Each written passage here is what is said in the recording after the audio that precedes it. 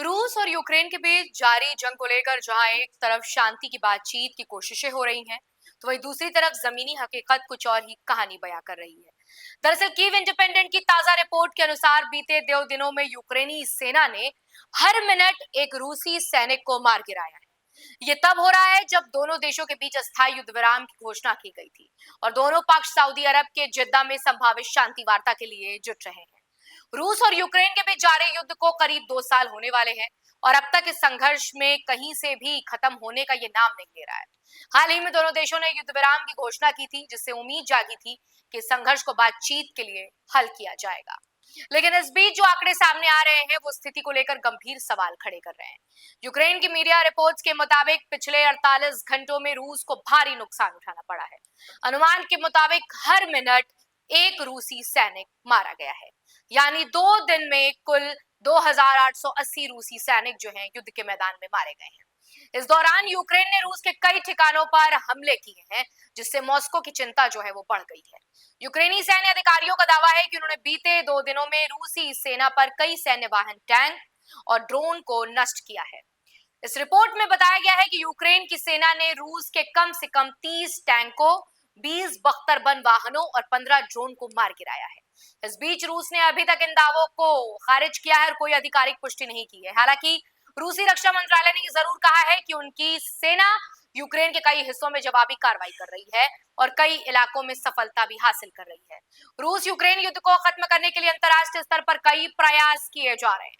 Saudi अरब के जिद्दा में जल्द ही दोनों देशों के बीच बातचीत होने वाली है, जिसमें कई अन्य वैश्विक ताकतें भी शामिल हो सकती हैं, जैसे अमेरिका, यूरोपीय संघ, चीन जैसे देश इस बैठक पर करीबी नजर बनाए हुए हैं।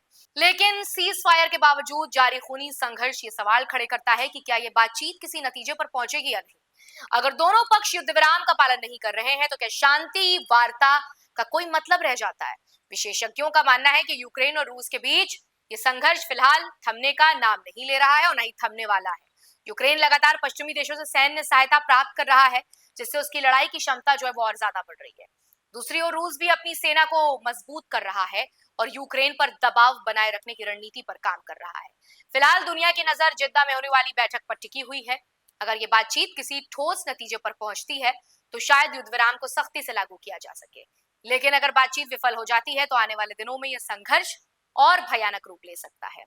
यूक्रेन के आंकड़े बताते हैं कि युद्ध विराम के बावजूद जमीनी हालात नहीं बदले हैं। रूस और यूक्रेन दोनों ही सैन्य हमले उन्होंने जारी रखे हैं, जिससे शांति की उम्मीदें जो है वो कमजोर होती हुई दिख रही हैं।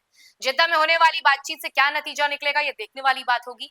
लेकिन फिलहाल युद्ध की आग में जल रहे इस क्षेत्र में शांति की कोई ठोस उम्मीद नजर नहीं आ रही है। दरअसल भारतीय टीवी 9 के रिपोर्ट के मुताबिक यूक्रेनी सेना का दावा है कि अब तक उन्होंने रूस के 1324 MLRS और 370 प्लेन और 330 हेलीकॉप्टर जो हैं खत्म कर दिए हैं।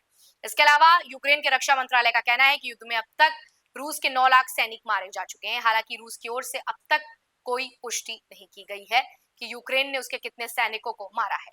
अस्थायी शांति वार्ता के बावजूद जिस तरीके से दोनों देशों के बीच युद्ध जारी है, उसे देखते हुए कहा जा सकता है कि ये जल्द खत्म होने वाला नहीं है। अमेरिका की एक रिपोर्ट के मुताबिक उत्तर कोरिया इस युद्ध में बड़ी भूमिका निभा रहा है और उसकी वजह से संघर्ष पर विराम नहीं लग रहा है। अमेरिकी रिपोर्ट का दावा है कि उत्तर कोरिया की सेना लगातार यूक्रेनी सैनिकों पर हमले कर रही है, जिसके चलते क्रूस में यूक्रेन को भारी क्षति उठानी पड़ी है। वहीं दूसरी ओर यूक्रेनी सेना अन्य इलाकों में रूसी सैनिकों को निशाना बना रही है।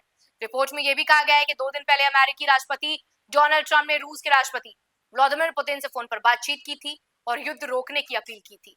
दावा किया जा रहा है कि इस बातचीत के बाद अस्थायी शांति विराम को लेकर दोनों नेताओं के बीच सहमति बनती हुई दिखाई दे रही है।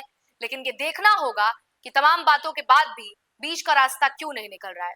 2 साल से लंबा वक्त हो चुका है और युद्ध के खत्म होने की कोई गुंजाइश नजर नहीं आ रही है।